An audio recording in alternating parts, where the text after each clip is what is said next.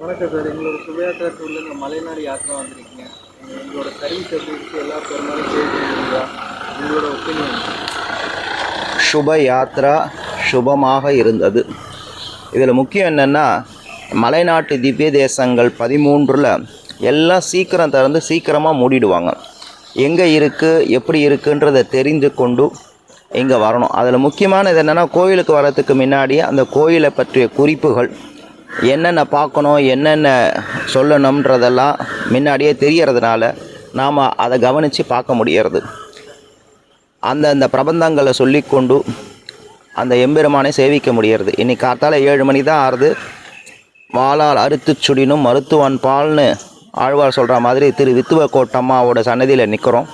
காலையில் சீக்கிரமே கிளம்பி வரணும். அப்போ தான் இந்த சுவாமியை தரிசனம் பண்ண முடியும். அதை மாதிரி எல்லாம் ரொம்ப ஆர்கனைஸ்டாக எத்தனை மணிக்கு வரணும், எத்தனை மணிக்கு இங்கே இருக்கணும், எத்தனை மணிக்கு சுவாமியை தரிசனம் பண்ணணும்னு ரொம்ப நல்லா அரேஞ்ச் பண்ணி இந்த சுப யாத்திரா எங்களுக்கு சுபமான யாத்திரையாக முடிஞ்சிருக்கு.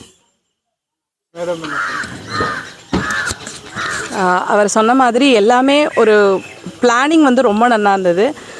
எல்லாமே டைமிங் சரி, ஸ்டே சரி, ஃபுட் சரி, எல்லாமே எங்களுக்கு நல்ல ஆர்கனைஸ்டாக இருந்தது. தர்ஷனுமே சொன்ன மாதிரி பாசுரங்கள், அதுக்கான விளக்கம், அந்த கோவிலோட சிறப்பு என்னென்ன நம்ம அங்கே கரெக்டாக சேவிக்கணும் அப்படின்றதையும் முன்னாடியே காரில் இருக்கும்போதே எங்களுக்கு அந்தந்த திவ்யதேசத்துக்கு முன்னாடியே எடுத்து சொல்லிட்டதுனால இன்னுமே நல்லா சேவிக்க முடிஞ்சது. ஒரு பெருமாளையும் அனுபவித்து சேவித்தோம்.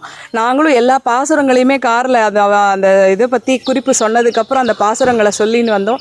ரொம்ப திருப்தியாக, ரொம்ப நிறைவாக இருக்குது இந்த யாத்ரா எங்களுக்கு. சுப யாத்ரா இவர் சொன்ன மாதிரி எல்லாமே சுபமாகவே இப்போ நல்லா நடந்துட்டுருக்கு. ட்ரெயினில் ஏறி இறங்குறதுலேருந்து அரவிந்தன் டேக் கேரஸ் டில் ஒவ்வொரு கோயிலுக்குமே என்ன டைமிங்கு, என்ன பிளான் க்ளீனாக எக்ஸிக்யூட் பண்ணி க்ளீனாக சொல்லிட்டு இருக்கனால நம்மளால் ப்ரிப்பேர் ஆகி வர்றதுக்கும் காத்தால் 4 மணி தானே எல்லோரும் கஷ்டப்பட்டுருந்தால் நமக்கு இதாக இருக்குது. இந்த ஒரு நோ பெயின் நோ கெயின் சொல்கிற மாதிரி ஒவ்வொரு இதுக்குமே நம்ம கொஞ்சம் சிரமப்பட்டால் தான் அந்த பெருமாளுடைய இது கிடைக்கும்.